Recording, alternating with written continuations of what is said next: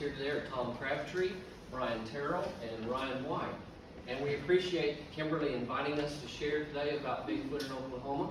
And we're excited to tell you and show you what we have found, what our organization is all about. And we would like to hear some stories. If you have a sighting report, if you have had an encounter or an experience of some kind, toward the end we're going to save time for that, and we'd love to hear about it. The Native Oklahoma Bigfoot Research Organization is a all-volunteer statewide organization.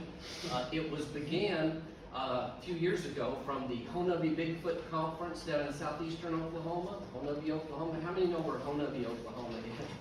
All right.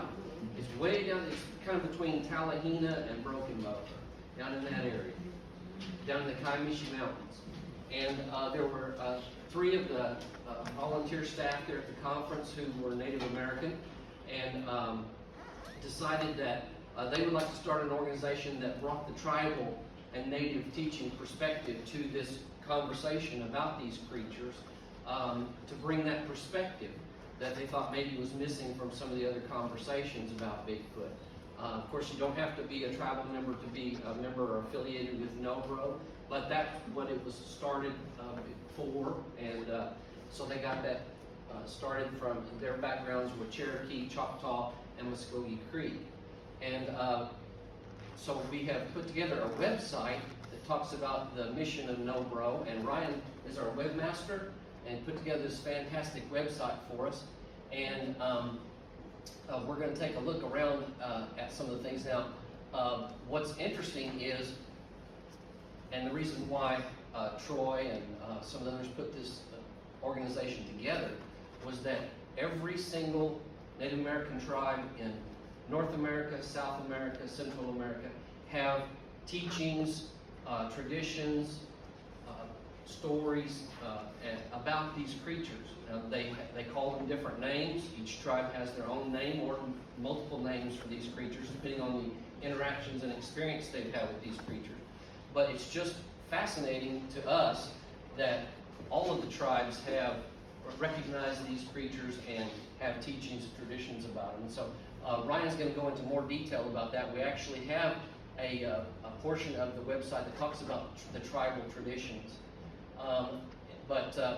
So what Nobro is about, even though it's a statewide organization, it's also made up of affiliations with other local Bigfoot research groups.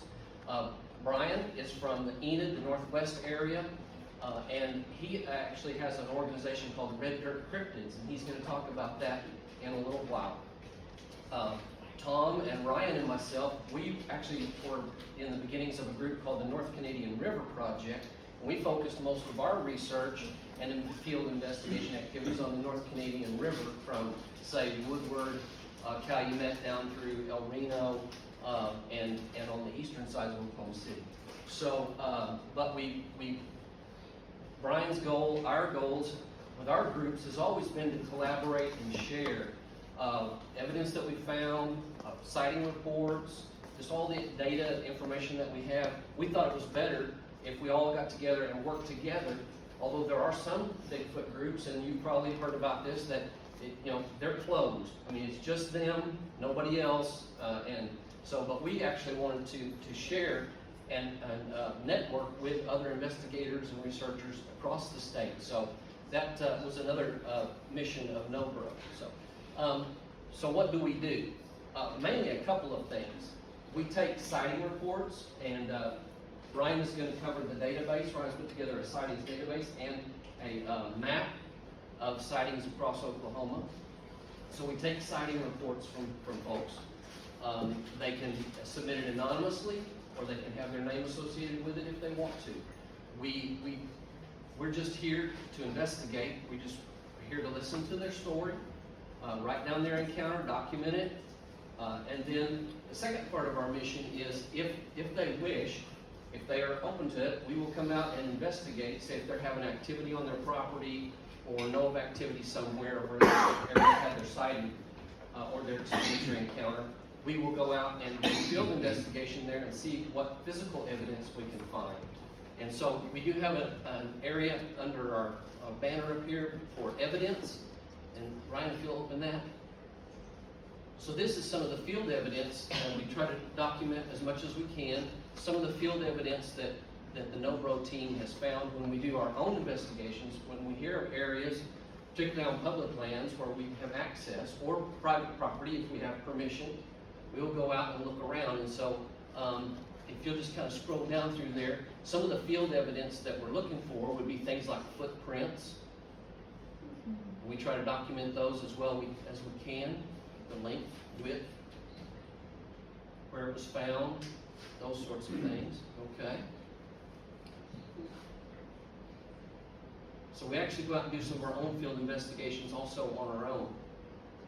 This area happened to be from the marsh out on Stinchcombe Wildlife Refuge in northwest Oklahoma City, as recently as the middle of January.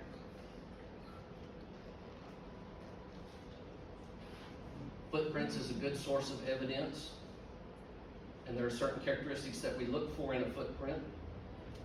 This, and Ryan will talk more about this particular incident. We were contacted by the park naturalist at Chandler Park in Tulsa. She had found a single well-defined footprint on a trail there. In the winter, she thought it was unusual to find a large bare footprint in the middle of a trail.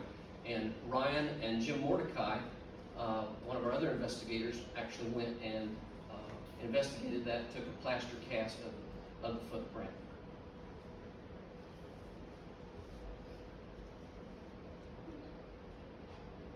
Some more footprints. You find them in all different kinds of locations, but good muddy areas are a great place to find them. Other evidence, when we go out, we will use night vision, FLIR, or what's called thermal, and we will look for and make those.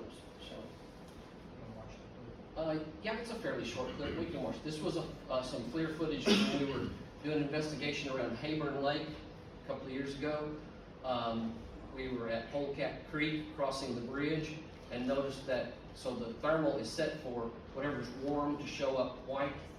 And we noticed that something down the creek a ways, we were standing on the bridge, was peeking at us from behind a tree.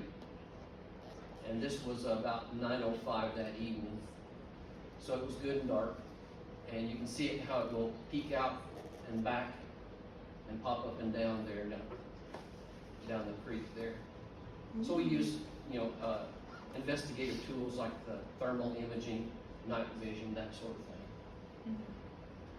Vocalizations and audio recordings. We will, whenever we go out to investigate an area, or we will do camping investigations for a weekend expedition somewhere, we'll set out audio recorders during the night, and we capture some different things.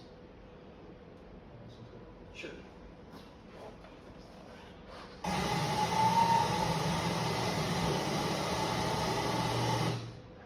Play that one more time.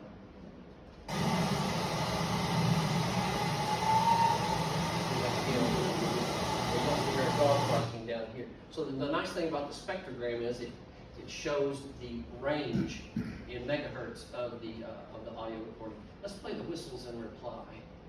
These were recordings made around Hayburn Lake.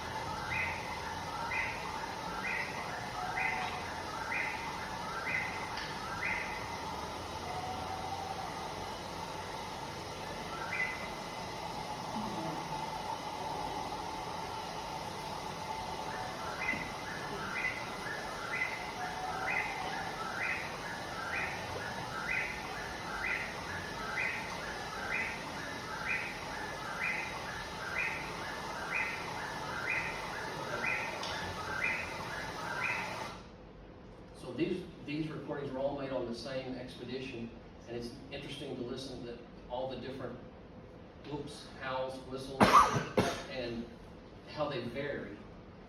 If it was a bird or something like that, it would be consistent, like the whippoorwill you heard there. And a lot of times you record other animals in with it, owls, coyotes, things like that. But you can tell and then when you look at it on the spectrograph, you see that their audio signature is different than the other animals. You can almost separate the animals by their vocalization that shows up on the spectrogram. Could we play the extended howl?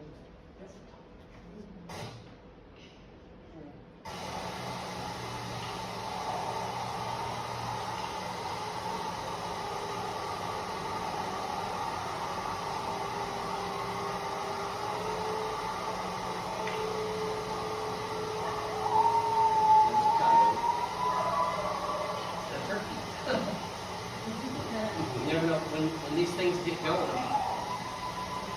will set off a lot of the other animals. They'll also howl, but the extended howl was this part through here, the lower, and then the coyote's higher yip. So just interesting when we find things like that. And you can tell that those were quite a distance from the audio recorder. And then let's play the woodknock. This was Ryan's recording a couple of woodknocks there at Hayward.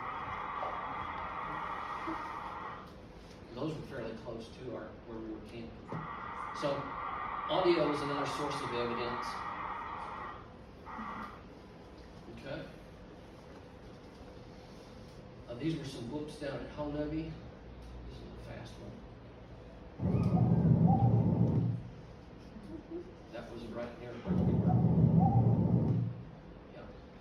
And I actually submitted that to a national organization, ran it through their database of bird sounds, and it does not match with any known bird.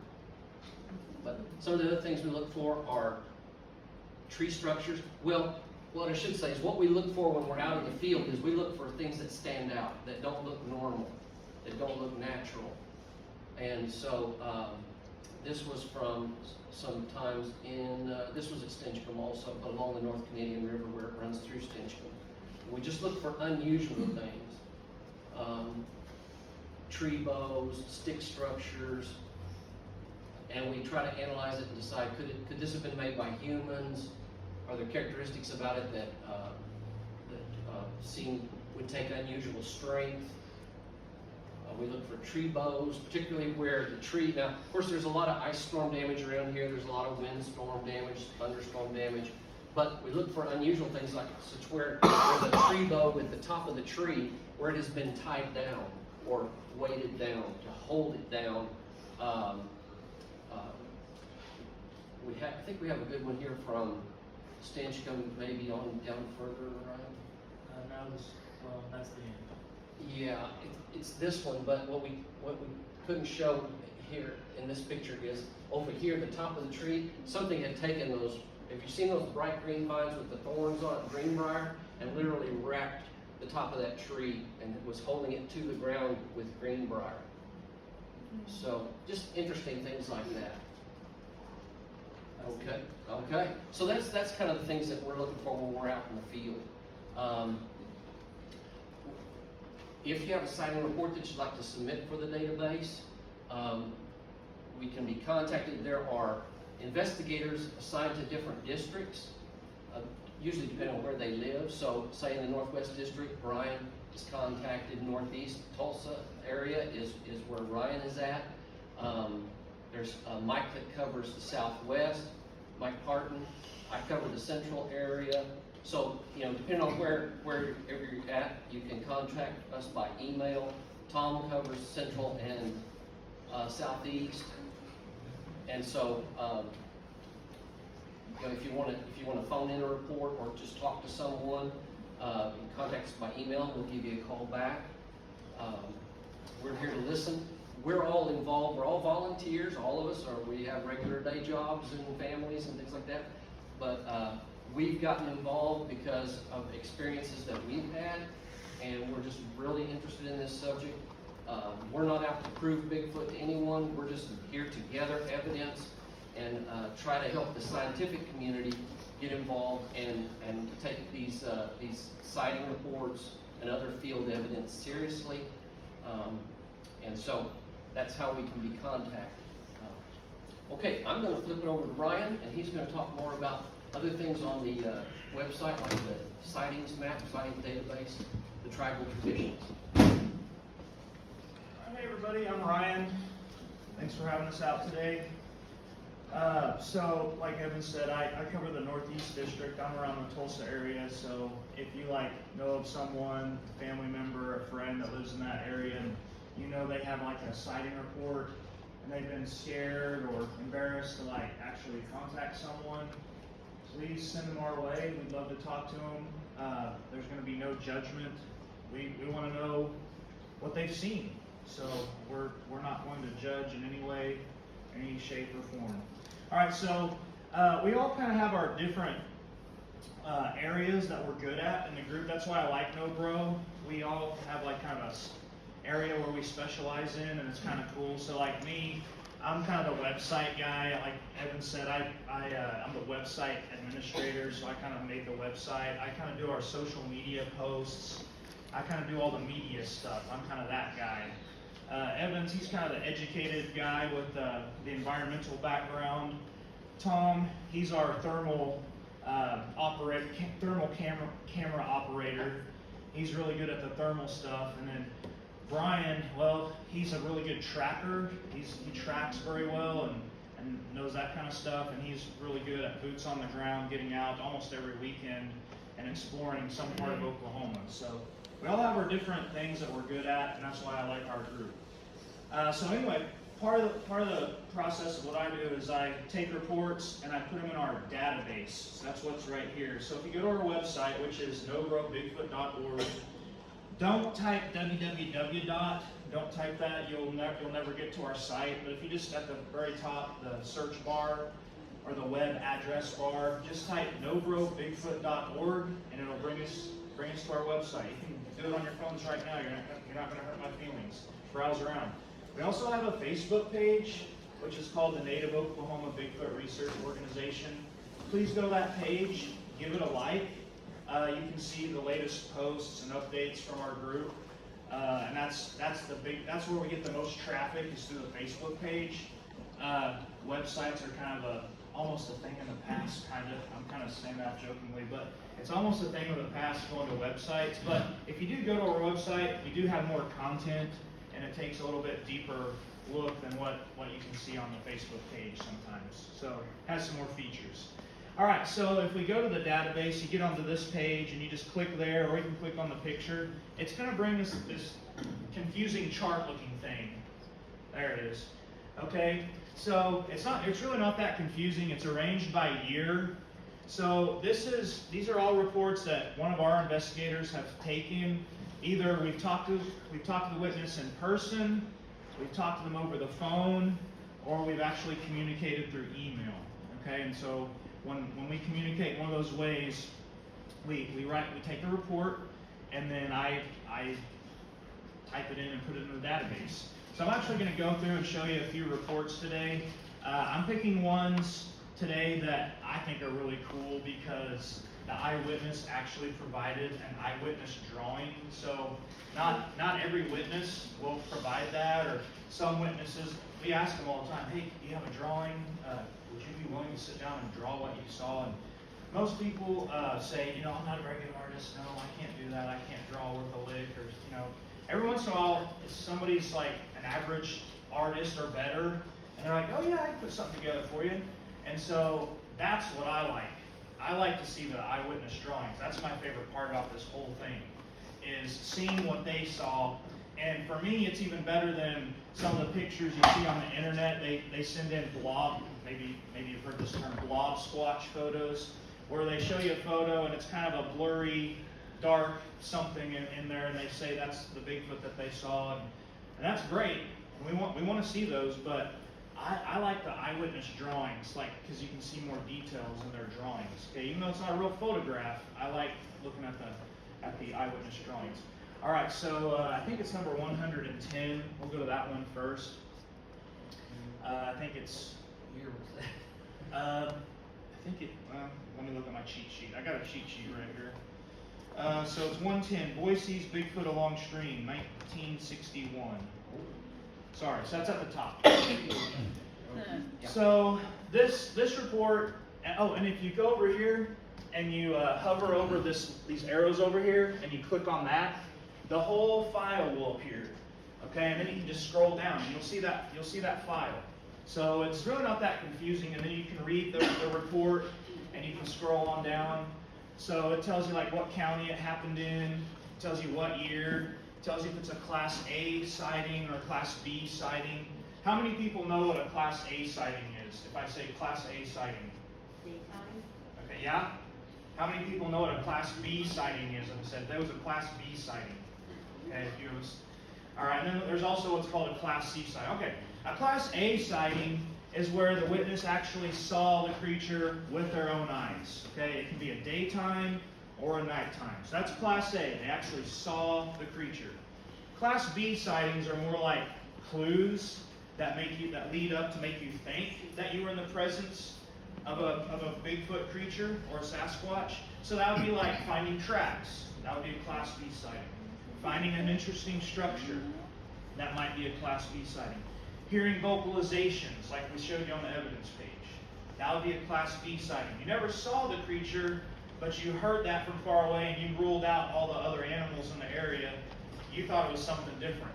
You thought it could have been a Sasquatch. That would be a Class B sighting. So anyway, this is a Class A sighting. This little boy, he was hiking down a stream, and I like in the report, he says he put his shoes, he tied them together, he took his shoes off, tied them together with the shoestring, and hung them around his shoulders because he didn't want his mom and dad to like yell at him and walking through the muddy stream. Okay, so he was wading through the stream and he had his shoes around his shoulders, and he was looking down and like in the water, he saw a foot in the water, and then he looks up and he sees this creature like peeking around a tree, but his foot was in the water. And so if you'll scroll down, Evans, and let's show him the one on the right. Okay, so this is actually an eyewitness drawing.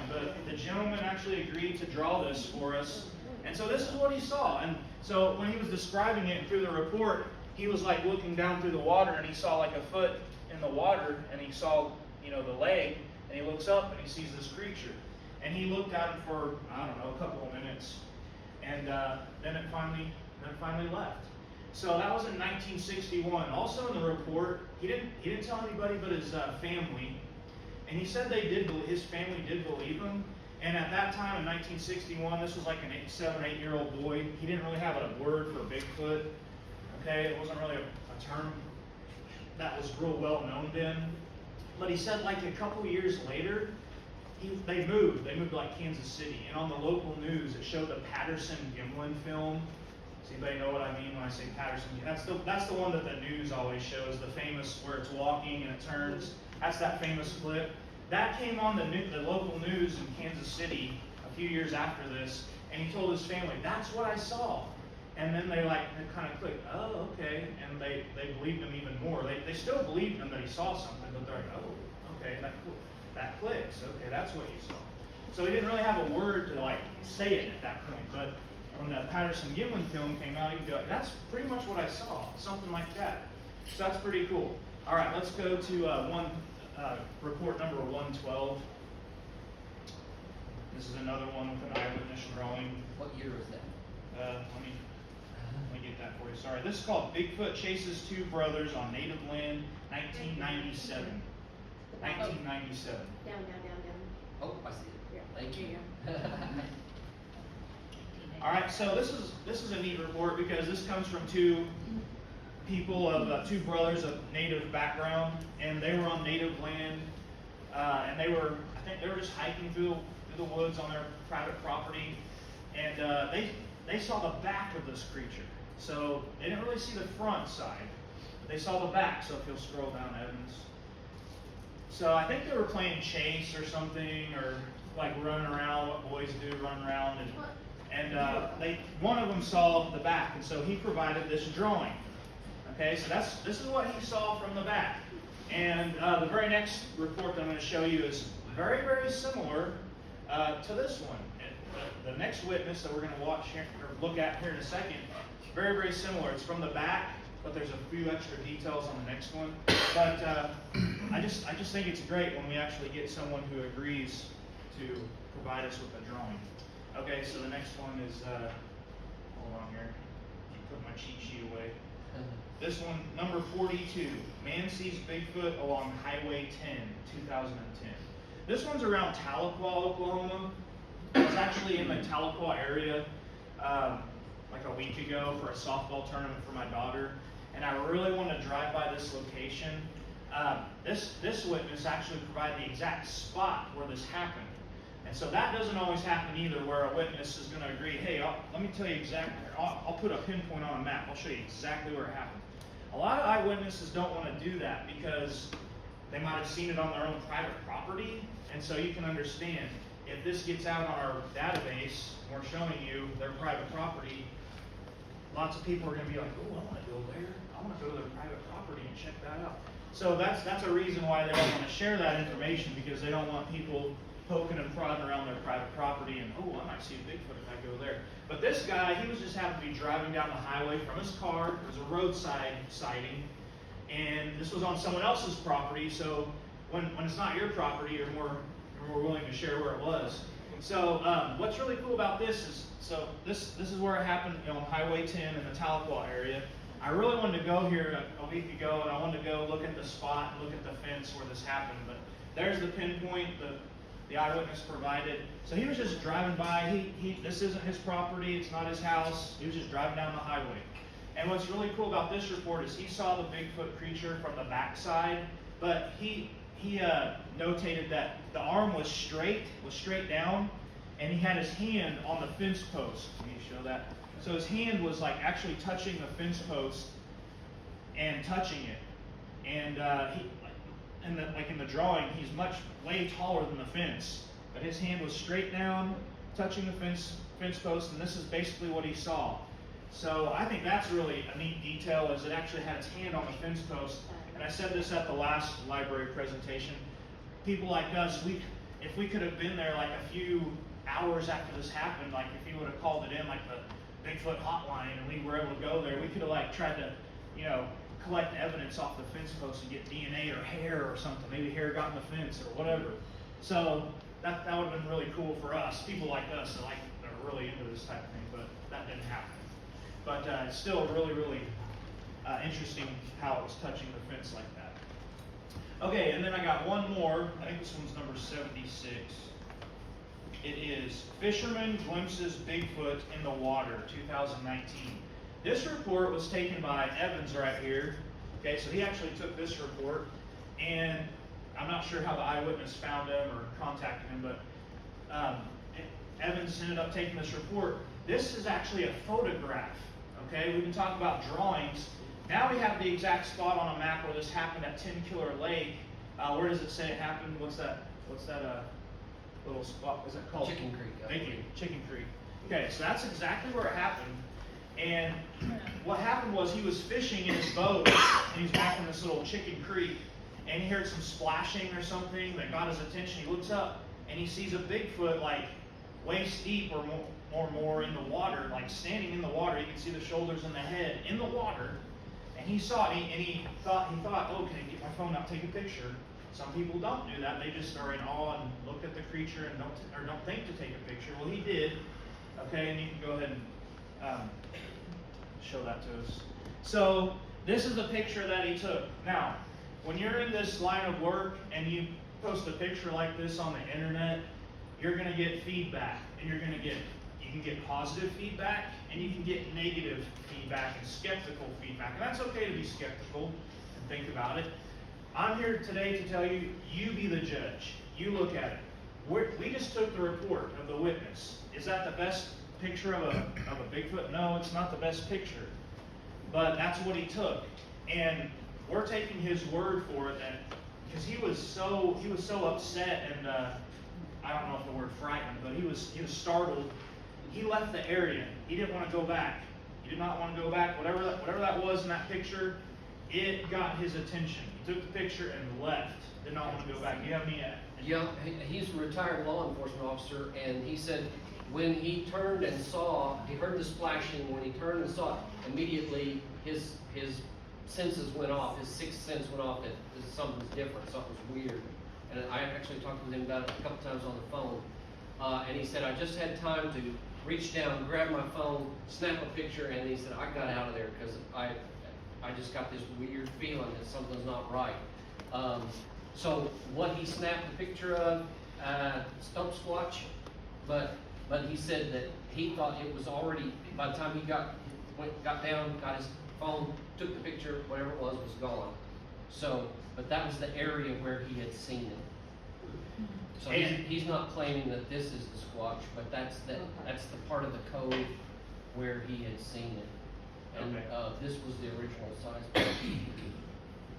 He was actually fairly far away. He tried to zoom it, snap it, but that's the area where he'd seen it. And like we said, he was very, it got his attention, he was startled, he got out of the area. It shook him up pretty bad. And him being law enforcement increases the credibility, and also because he's in law enforcement, they go through training and they're more observant, and they can have more observations and observe things and instances and situations. So that kind of helps with the report as well, that he was law enforcement. Okay? So those are all the cases that I'm going to go through today. You can go through, click through there, read all the Class A sightings we have, all the Class B, all the Class C sightings. A Class C sighting is where your friend says, hey, I saw a Bigfoot, and they tell you the whole story, and then you go and tell somebody else, hey, my friend saw the Bigfoot. You're kind of the person in between. You didn't see it, it wasn't your experience, but you're kind of relaying it to someone else. That's kind of a Class C sighting. You're kind of a third party there. All right, so let's go to tribal traditions. You want to show the map? Oh, yeah, okay, sightings map. So let's click on the sightings map. So I decided to make a map of all the Class A sightings where the witnesses actually would give us the location where it happened. Okay, so these are all the sightings that we've collected, our group collected. Like I said, we talked to them on the phone, we talked to them through email, or we talked to them in person. Okay, we have more Class A sightings than this in our database. These are just the ones that they actually said, hey, I'll give you a pinpoint right on a map where it happened. Okay, so we do have more Class A than this, but these are all the ones where they actually shared. Okay, I was going to take a look at just a couple of kind of local ones. So I'm going to come, this one right here, this is actually, that's the stench cone one, if you'll zoom in and click on that one. So, does everybody kind of familiar with Stench Cone Wildlife Refuge? It's a wildlife refuge right by Lake Overholser here locally. So, back when Finding Bigfoot was on the air, and they were doing the show Finding Bigfoot, they actually came to Oklahoma. And this sighting, that's actually one of our North Canadian River Project members. His name is Jim McDonald. His story was featured on Finding Bigfoot, Season 3, Episode 3, I believe it was. And what's really cool about this sighting is he was kayaking at night, total darkness. I mean, it was like, I think there was some moonlight, of course, but he was kayaking with his wife, and they were going through Stench Cone, winding through the North Canadian River through Stench Cone. And his wife was actually a few yards in front of him, and she saw this Bigfoot creature. She comes up and kind of up on a bank, and this Bigfoot creature's kind of hunched over, and she thought it was a bush or something at first. And then all of a sudden, it stands up, and she's like, oh, what is this? And then here comes Jim floating, coming behind, and now he sees it. And Jim, he says he's a tile, he lays tile and stuff. He says he knows his measurements. Like he was very adamant. I know my measurements, and I know like how tall or wide stuff is because I lay tile. He says this thing was like 6'6", and I think he said I'm sure it's in there. I think he said the shoulders like 4 foot something. He said it was about 6'6". It wasn't like super tall like we think Bigfoot, but it definitely had the mass and the bulk, and it looked really strong. And he said it just kind of turned around and vanished behind the bushes, behind the trees. But they saw it kayaking. What's really neat about that is a lot of people don't think about this, but they actually kind of crept up on the Bigfoot, and the Bigfoot, I guess, didn't realize they were there because they were doing a quiet mode of transportation, kayaking. A couple of splashes here and there when you're traveling, but other than that, it's a very, very quiet mode of transportation, not something with a motor that's going to like warn the Bigfoot that you're coming. So they actually got lucky, if you consider that lucky, seeing a Bigfoot. They actually got lucky coming up on it and getting to see it because they were traveling quietly. And at night, late at night on the North Canadian. Also, another thing I'll point out, the Patterson-Gimlin film that I talked about earlier, that's that clip that's always on the news. Those guys were on horseback, another very quiet mode of transportation. That was probably a good reason why they caught what they caught on film. They were just right there, and they were just like, I mean, just walking the horses. They weren't in a full run or anything like that. So that's a quiet mode of transportation. So that's something to think about as well. Sometimes you don't want to be in a motorized, whatever, a car, a motorcycle, four-wheeler. So that's going to kind of warn the Bigfoot that you're coming, as they're going to hear it. So that lends some credibility there too. That's why they caught what they caught or saw what they saw. All right, we'll do one more down here. I think this is Lexington, right here, south of Oklahoma City. So this is another. This was an off-duty corrections officer. Okay, and this was a Class A sighting at nighttime. So he saw it through the headlights of his vehicle. He was just driving down a county road close to the Lexington Wildlife Management Area, and he was actually, I think he was eastbound, and to go northbound it was a curve, and so he was getting ready to do that curve to go northbound. And he saw the creature in his headlights, and that's where that happened. So have fun. Please visit our website, browse around, look for yourself, read some of the reports. We encourage you to do that. Like Evan said, maybe at the end, if there's anyone in here who has a Bigfoot sighting, please share with us at the end of today. We really want to talk to you. Real fast before I'm done. This is our tribal traditions page. I'm going to go through here really fast because I want to put it over to Tom. But every tribe, Evan said earlier, has like a different name for these creatures. So the Cherokee, theirs means slant-eyed giant. Sul Kalu, that means slant-eyed giants. Keep going down. Okay, the Choctaw have the Champé. That's what they call it. You can keep going. They have 3 or 4 names. Yeah, that's just the main one I got up there. Okay, they also have Oklachito, which means big man. Oklahoma means, man of the red man. Well, Oklachito means big man in Choctaw. So they also might call it Oklachito. Okay, the Chickasaw have the Lofa. And then, I like this one. This one comes from a gentleman named Johnny Dykin of the Creek Nation, and he shared this with us. This is Isti Japka, and in their version of the creature, it has a whip-like tail. And so the natives would tell their children, if you're out in the forest, you don't want to run into Isti Japka, because if they whip their tail and you hear that tail crack, it's going to make you forget, and you're going to get lost in the woods. So that was just a very, very interesting. And then Johnny Dykin also submitted Isti Japka on the left. That's another drawing of Isti Japka. And then on the right, this is a Bigfoot drawing, just a general Bigfoot drawing, just Bigfoot in general. So if there's anyone Native American in here today, or knows someone who's Native American is a good artist, we would really like you to contact us, submit some artwork like that to us, so we can feature it on our tribal traditions page. Okay, that would be really, really great. So anyway, please go visit the website. Like us on Facebook, Native Oklahoma Bigfoot Research Organization. That concludes my presentation today. Thank you. And I'm going to hand it over to Tom to talk about the thermal imaging and the thermal camera. From the Choctaw Era area, I don't know if y'all are familiar with that, kind of by McLeod, east of here, but I grew up in Midwest City, and all my life, and I had zero clue there was Bigfoot in Oklahoma. I always thought it was the way out in west, northwest part of the country, but they're everywhere. And I kind of was always into hunting, and I finally seen my friend's, it's a deer hunting video, and he was out in northwest part of Oklahoma, and he had, I called him and kind of thought, hey, maybe I could go over here and deer hunt his area, and to find out, he he was into Bigfoot. It was actually, that's what he was videotaping. And, you know, finally I seen some more of his videos and it kind of got me hooked. But anyway, growing up in Middle City, I just, you know, didn't think, you know, there wasn't much around, you know, our area. You go out to the southeast, you know, the further you go out.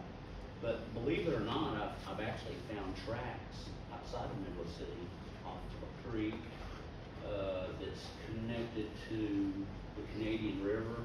It's just a little tributary, and it wasn't nothing major. I mean, they were nice sized tracks, but it was the stride length that you know threw me off. But anyway, I got into one of our groups. It was the North Canadian River Project, and we you know we went out a lot at night. Well, these creatures, come to find out, are really nocturnal. A lot of your sightings, your road sightings are at night. And so, you know, we go out at night, and of course, you know, our eyes are, you know, not that good at night, like animals, and, you know, so we started implementing electronics, you know, like thermals, infrareds. We use game cameras sometimes, but we come to find out that some of these cameras, some of this infrared, it has a tendency, we think that they can see it. You actually, sometimes you'll see a deer or say a fox or a coyote stop and look at this camera. So we started kicking around some ideas that, you know, we need something that they can't see. So, we're trying to get every advantage we can while we're out there at night. And these creatures are very, they think that they actually, you can see them at night, but you really can't. But they hide behind trees even at night. You know, they just don't stand out in the middle of nowhere. They're always hiding, you know. So we had to come up with something we thought that we might get the advantage. So we started using thermals. Now this thermal is off a 2001 Cadillac, and they made them. It was an auction from the rich people. I guess it would actually see deer and it'd see pedestrians, you know, walking across the street, and it would keep you from running over them. But anyway, so I came up with this idea to use this, and it was a lot cheaper. I couldn't afford what a lot of these guys, these hog hunters, these finding Bigfoot, they've got some stuff that's $5,000. My wife won't go for that. I'd be in the doghouse. So, you know, I ended up buying this, setting it up. I actually go with what they call a remote pan and tilt, so I can turn it. And we'll see if we can get somebody on there.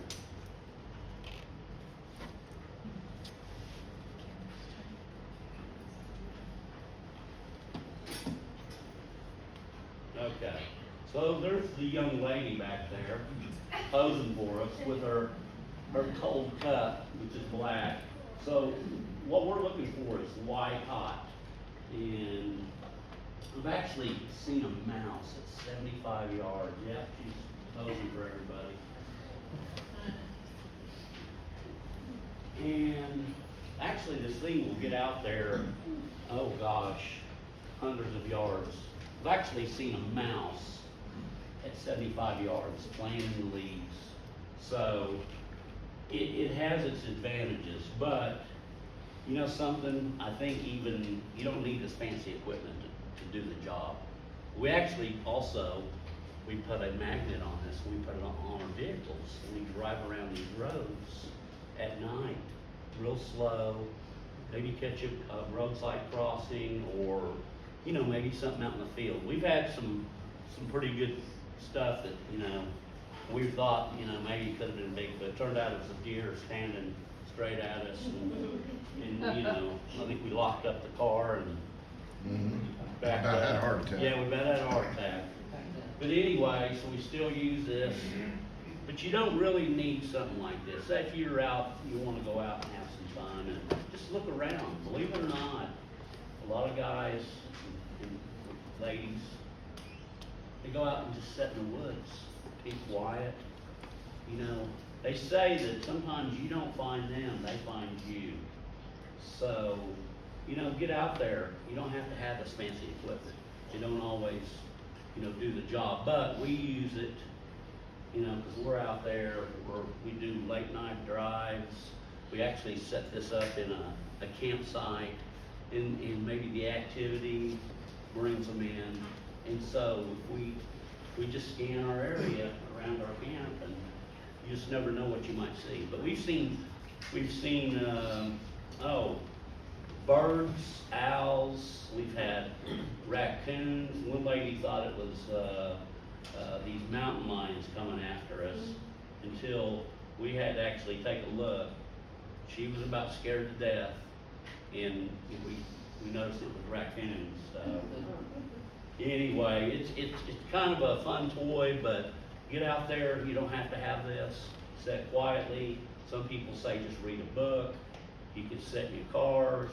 You know, you don't have to, you know, climb a mountain, you know, to find these creatures. But, you know, it's just another toy and a piece of equipment we use. But we also use other handheld thermals. We use what we call listening devices, parabolic mics. We actually can hear from a distance. And we also use voice recorders. And this is how we get a lot of our, excuse me. That's how we get a lot of our recordings. So anyway, thanks for coming. Come and take a look at our some of our pamphlets and our footprints, and let us know what you'd like to, you know, tell us a story. Thank you. Using his talents and skills and abilities to put together this thermal unit that we've been able to use on our expeditions, and like you said, even mount it car top and drive down the road and scan the woods on either side and look for these creatures that we're looking for. So we appreciate his help on that. Our next speaker is Brian Terrell. He's going to tell you, since we're not too far from Northwest Oklahoma, he's going to tell you about his activity up in his area and his organization, Dirt Cryptids. Now, what's different about Dirt Cryptids is they don't just take reports on Bigfoot, they take reports on anything weird, any type of cryptid type creature that someone might see, and he's going to tell you more about that. Right? Hi guys. Woo. A lot of information in there. You know, back in the olden days, whenever I was able to just go about camping normally without having known some of the things that I found out, things were simpler then. I wasn't aware of it, but I actually had activity on my family farm when I was a kid, in between Crescent and Dover, Oklahoma. We were just on the north side of the Cimarron River. And there was a lot of stuff going on even then when I was a little kid. But I didn't know what it was because I was in the dark, you know. Unfortunately, I got pulled out of the dark. And I started Dirt Cryptids, I don't know, 4 years ago? 4 years, something like that. That was about the time I discovered the internet. I was probably the last person to realize that there was this thing called the internet. And but I realized that there really wasn't anything going on in Northwest Oklahoma, you know, online as far as cryptid activity. And so I started this because I wanted to pull people that had seen things similar to what I had seen into me and give them an opportunity to share information. Because I wanted to learn too, you know, which I'm sure a lot of you guys are here for the same reason. You're just trying to learn more. And the fact is they're not sharing all they know about it, and we've got more questions than we've got answers. So Red Dirt Cryptids is my attempt to try to, I don't know, find out some answers and share what I've learned. And I got involved via a phone call or an email with Ryan White, and he invited me to come on a couple of campouts with these guys.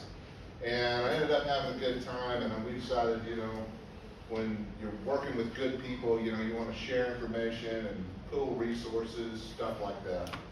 So where I differ from these guys is I happen to deal in just about any type of cryptid that's out there.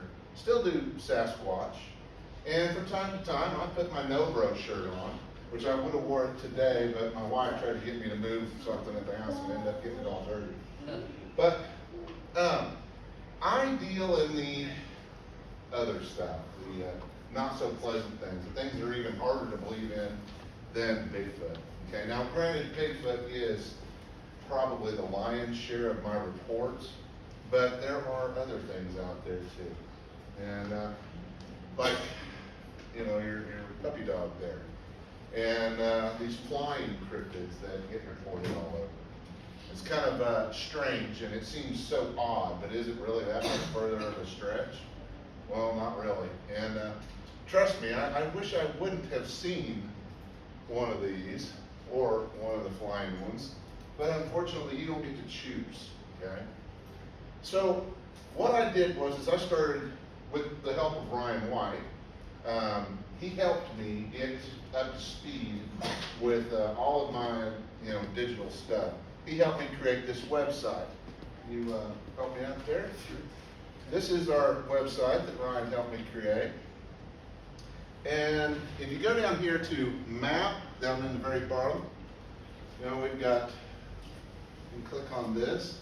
It'll take you to my sightings map, which he helped me build, okay?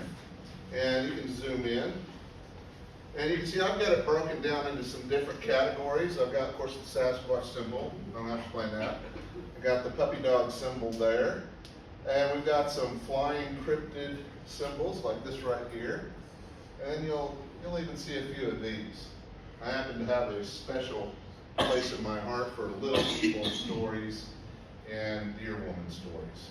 So, and maybe even, I have yet to receive a buffalo woman story, but hey, I'm ready. So, what I try to do is I try to put it on there where you can kind of get an idea of what location. The locations are not pinpoint. Okay, I don't really do that because I think that's just going to get me in trouble with landowners, and I think it, but I can tell you this, most of these pinpoints are within a 10-mile radius of where it actually happened, okay? But if you pick one and you click on it, let's see here, just pick one. You can see here, it gives you a brief description. Young native boy runs into tall man in town, year unknown. That's in White Eagle, Oklahoma, okay? But that is there for you guys.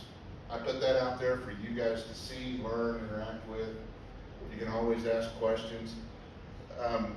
That is just there because I want to share what I know, okay? That's part of the problem that we have a lot of groups out there. They have all this information and they either won't share it or they don't have time to share it.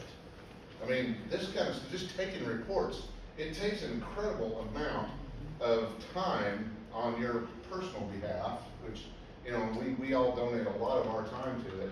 But just every one of these reports that is out here for you guys, so much stuff had to happen. Okay, step one, somebody had to see something, okay? There had to be a creature there, a cryptid, and a human there at the same time. When you get up in northwestern Oklahoma, trying to find a human is kind of hard to find. You're more likely to find a Bigfoot than some humans sometimes, okay? But you gotta have those two things come together, and then you've gotta have a person that's willing to report it.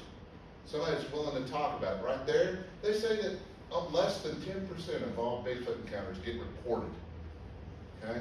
So that means for every one of these, there's 9 more that never got reported, okay?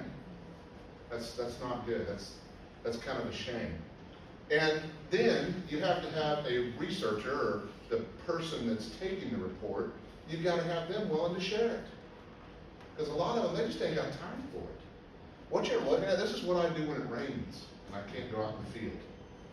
And this is, you too. Right. You know, when it's raining and it's poopy, go look. It's probably going to get a few more reports in there. You know what I mean? So that's there for you guys. If you want to back out of that, sir,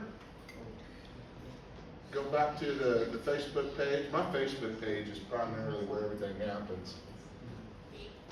And if you scroll down a little bit, right here is an Airtable link. You can click on that. That is every single report that I have filed. And it is there for you. Whatever.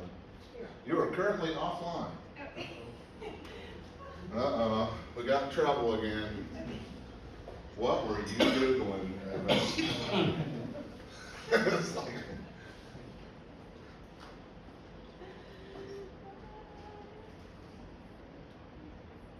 that's how they know I'm out of time. They shut the internet off. Yeah, shut it down. Apparently they've heard me talk before.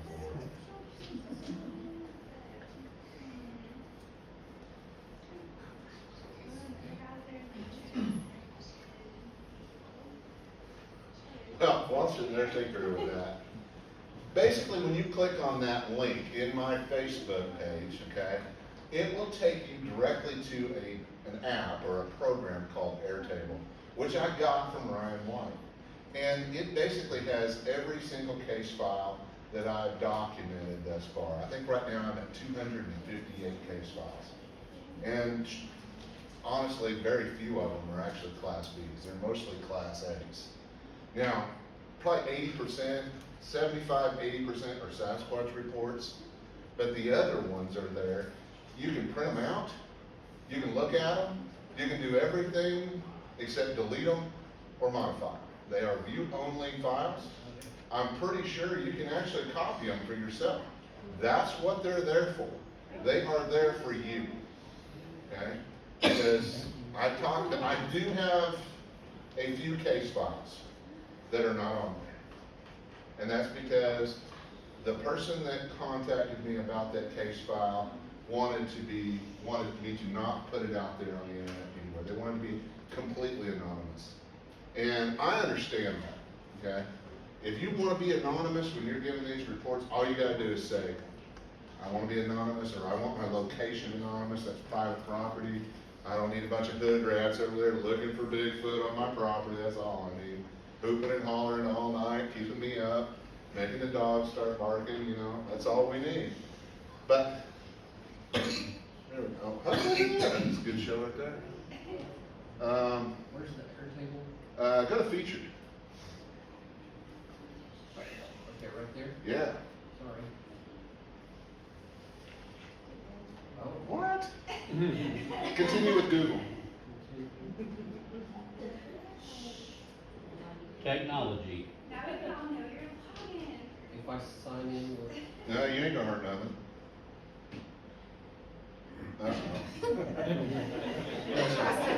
Okay, well, worst case scenario, you might have to set up an account with Airtable. But as you guys probably know, that only requires an email address and that. But if you're doing it on your phone most of the time, yay. well, there you go. Does that look familiar? Yeah, that's because Ryan helped me with this. But as you can see, same situation, although I have cryptid type. If you scroll down, you will see, I've got it set up where it's sorted by that. If you scroll down far enough, you'll start getting into the non-Bigfoot type. See, I've got a bunch. There we go. We've got Dogman reports, flying cryptids, little people, you name it. We've even got a few that we don't even know what kind of category to put on it. I had a lady from Kansas report that she had seen a frog man. Yeah. So it sounds crazy, but it's not the first time that it's been reported. People actually report these things. Now, I'm not here to judge anybody whether they're telling the truth or whether they're lying. I am just here to document it. Okay. If you call in and you sound sincere, and you don't sound like you're tweaking, I'll probably make up a report, you know what I'm saying? Because I honestly believe that people that want to reach out, they want to tell these stories, they want their stuff documented, they believe somewhere deep down their heart that other people need to know about this. And I hope that you guys will reach out too. But you can pick any of these. Let's go to number 212 on the line bar. There we go. Now, there's sometimes I get reports, I don't know what to make of it. Okay, unexplained phenomenon, lights out by, anybody know where Bouse Junction is? Out by Moreland? Okay, law enforcement got dispatched to these strange lights that were not coming from the sky, coming from the ground. They had 20 people in the area reach out to them and say, hey, there is a strange light, and it's coming from the ground, but it's lighting up the whole sky like daylight. The law enforcement officers were dispatched out of Moreland. They could see the lights from there. By the time they got there, they'd vanished. But over 20 people called in the county sheriff's office and reported that night. Now, what do you make of that? I don't know either, but it needs to be documented, okay? Somebody needs to write this stuff down. It needs to be out there for people to find. Out there in the middle of nowhere, go ahead and back out there and pick a different one.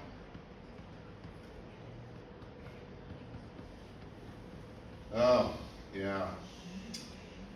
Cattle mutilations. When you guys figure that out, let me know. It needs to be wrote down, you know.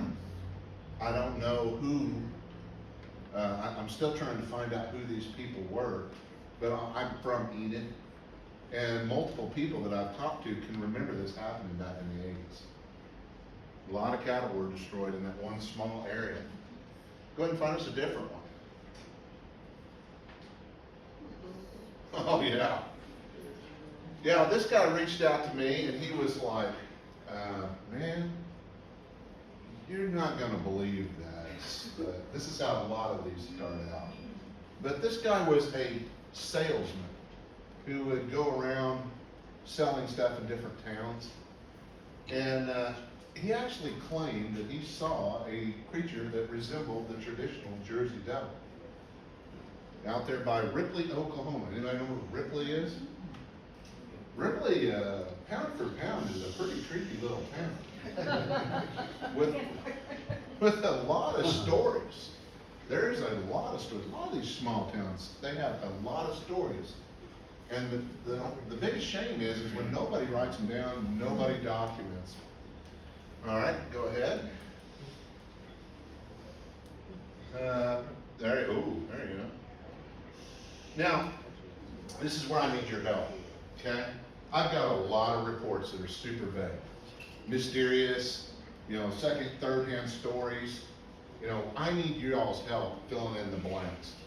These deer woman reports, a lot of times dates are unknown, All we know is the second, third hand. I would like to have help putting all of these different reports together with a little bit more information so we can learn from them, okay? If you see any report in here that you know something about that I don't, I wouldn't be surprised. I figured you guys probably know something about some of these that I don't.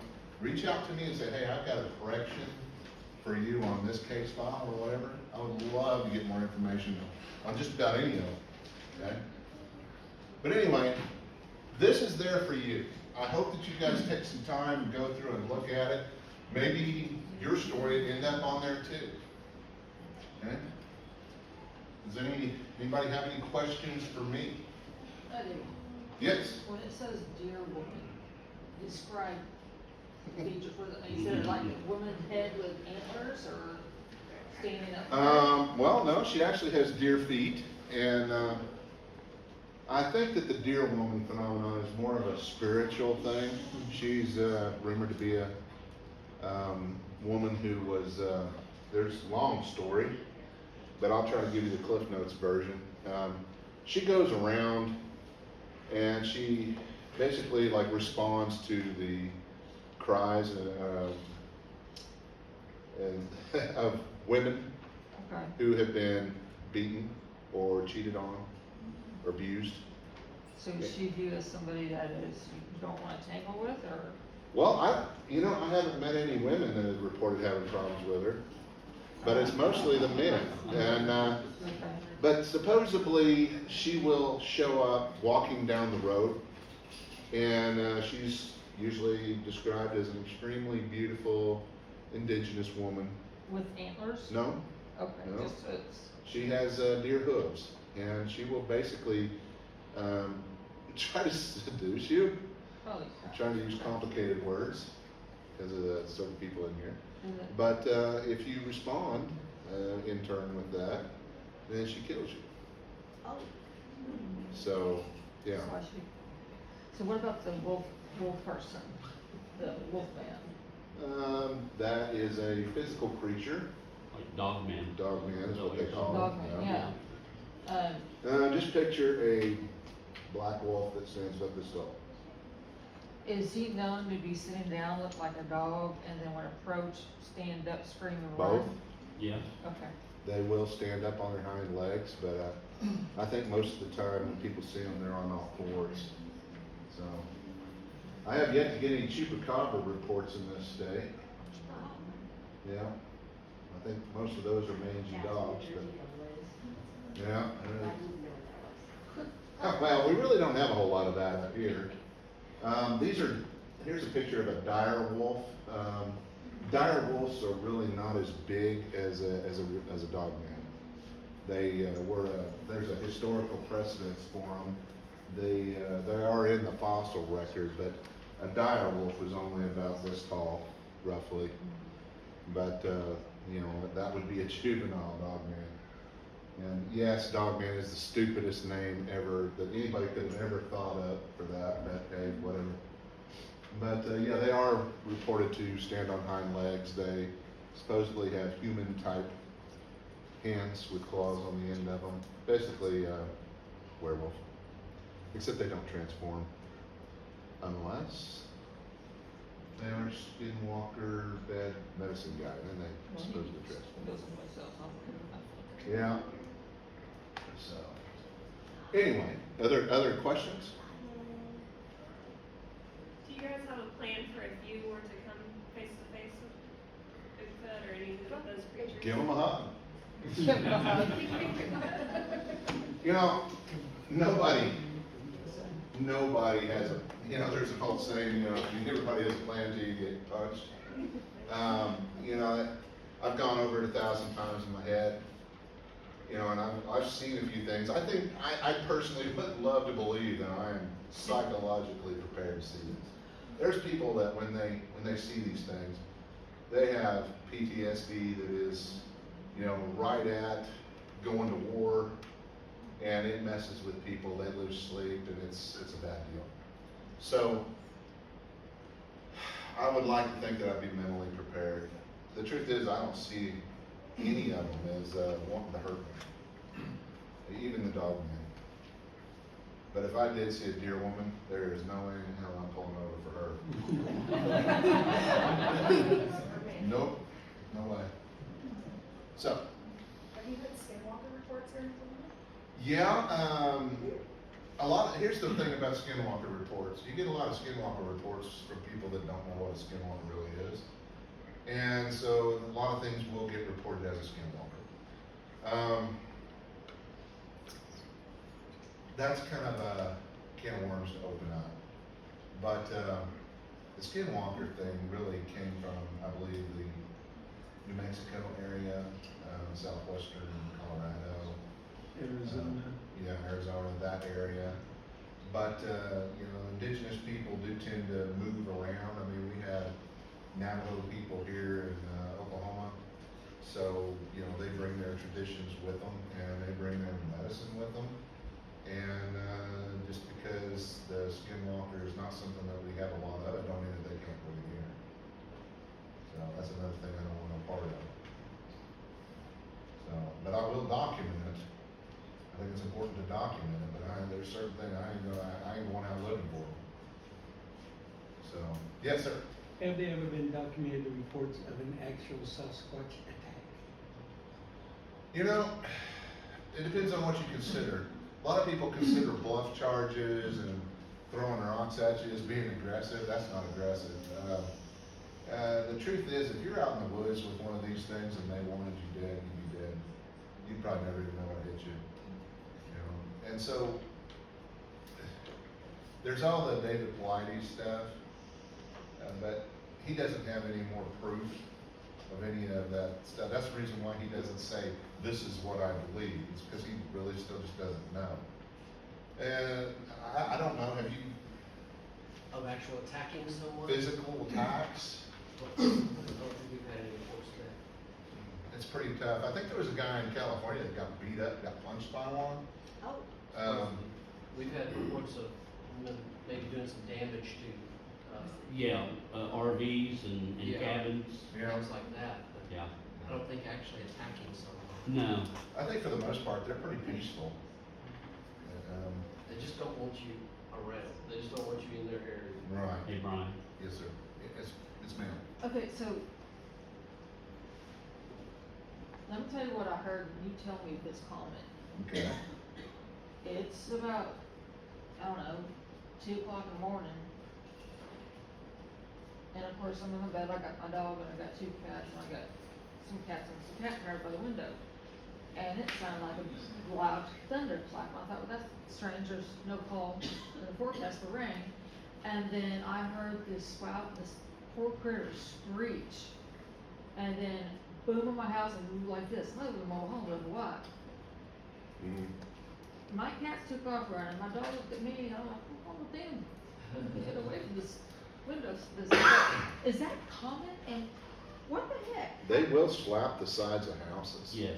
Yeah. And that's a super common thing. I think even the Dogmen are known to do that. They will slap the side of your house.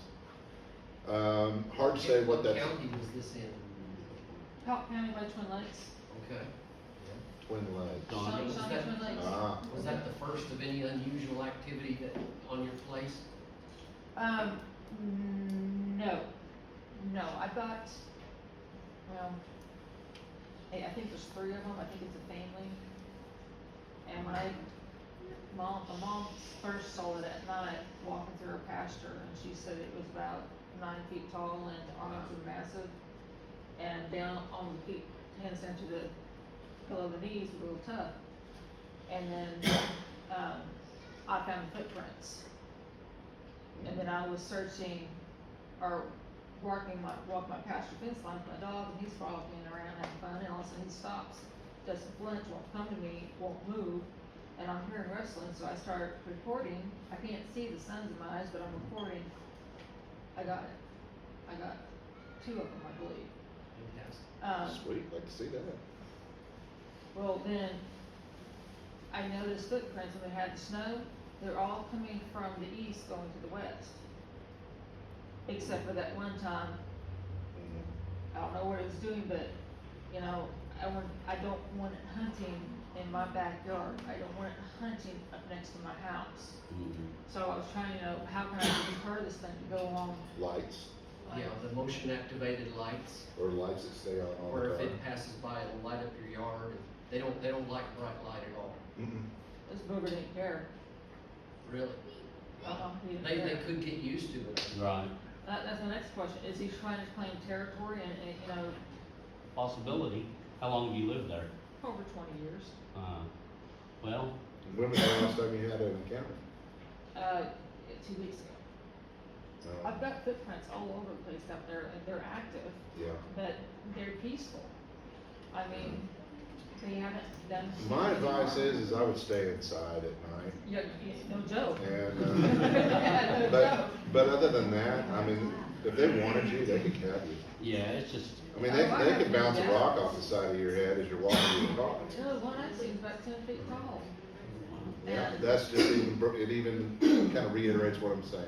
If he's 10 feet tall, he could rip the top off your trailer house and pluck you out of there like a sardine. yeah. Okay, Most likely they won't. this is great, but I've been informed that the library closes at 5. Oh.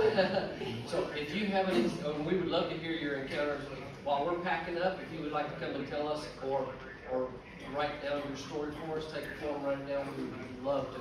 Yeah. We've got one more special guest. I have Way reports out, right here. Welcome to take a picture with our special guest back here.